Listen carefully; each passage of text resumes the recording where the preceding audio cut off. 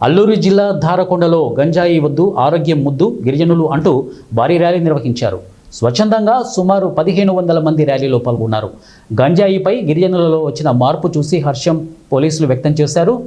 ఈ సందర్భంగా కార్యవర్గ సభ్యుడు విష్ణుమూర్తి మీడియాతో మాట్లాడుతూ గంజాయి నిర్మూలనకై చైతన్యం తీసుకురావడానికి స్వచ్ఛందంగా ముందుకు వచ్చి సుమారు 2 కిలోమీటర్ల మేర భారీ ర్యాలీ నిర్వహించనున్నారు. ఈ కార్యక్రమంలో స్థానిక సర్పంచులు, ప్రజాప్రతినిధులు, ఎంపీటీసీలు భారీ సంఖ్యలో గిరిజనులు పాల్గొన్నారు. వీళ్ళు జైలు పాలవుతా ఉన్నారు. దానివల్ల ఫ్యామిలీ నుంచి చాలా దూరమయ్యే అవకాశాలు ఎక్కువగా ఉన్నాయి. కనుక ఇక నుంచి గంజాయిని స్వస్తి పలకాల్సిందిగా ఈ సందర్భంగా తెలియపరుస్తూ ఉన్నాం. ఇదే విధంగా నేనైతే ఎవరైతే సిఐ గారు వచ్చినారో ప్రభుత్వానికి మా యొక్క విన్నపం తెలియపరచాల్సిందిగా నేనంతా కోరుతా ఉన్నాను. గంజాయి నుంచి చాలామంది దూరం తప్పుకున్నారు సార్. వాళ్ళకి ప్రత్యామ్నాయ పంటలుగా కాఫీ, మిరియాలు, జీడి మామిడి ఇలాంటి పంటలు ఏమైనా పై అధికారులు తెలియపరిచి మీ ద్వారా మాకు అందిస్తే చాలా వాళ్ళకు ఆర్థికంగా స్థిరపడతామని ఈ సందర్భంగా మీకు రిక్వెస్ట్ చేస్తామా సార్. అలాగే క్లాస్ ఇంటర్మీడియట్ అయి ఉద్యోగాలు లేక తప్పుదోవ పడుతూ ఉన్నారు. ఇలాంటి ఎవరైతే యువత ఉన్నారో వాళ్ళకు స్కిల్ డెవలప్మెంట్, హోటల్ మేనేజ్మెంట్, అలాగే లేడీస్ ఎవరైతే ఉన్నారో చదువుకున్న ఇలాంటి వాళ్ళకి టైలరింగ్ ఒకరికి కూడా తెలుసు.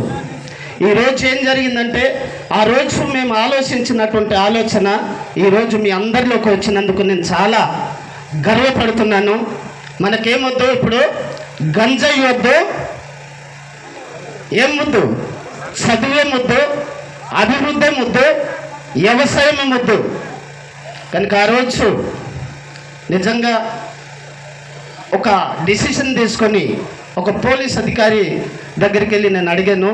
మన జీకే విద్య సిఐ గారి దగ్గరికి వెళ్ళి అడిగితే ఆయన ఒక సూచన ఇచ్చారు. అందుకే పెద్దల దగ్గరికి వెళ్ళి మనము సలహా సూచనలు తీసుకోవడం చాలా మంచిది.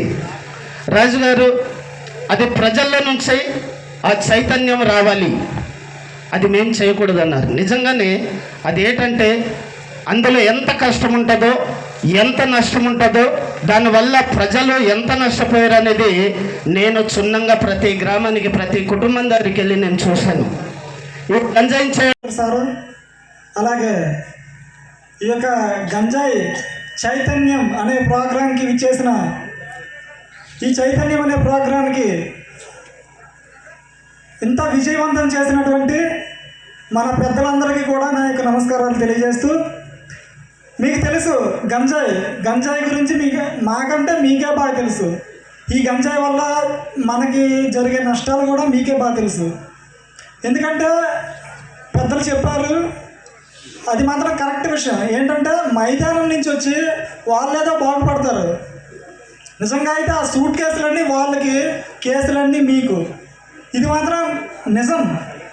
ఎక్కడ చూసినా సరే వైజాగ్ జైల్లో ఇంచుమించు 1000 మంది ఉంటే, వైజాగ్ ఆర్లో జైల్లో ఆ 1000 మందిలో 800 మంది మన మైదానం, మన ఏజెన్సీ ప్రాంతం వాళ్ళు. అది కూడా ఓన్లీ గంజాయి కేసుల్లో అరెస్ట్ అయిన వాళ్ళు. అంటే చూసుకోండి, మీరు వాడు వేస్తాడు ఒక పైలట్ కింద 1000, 2000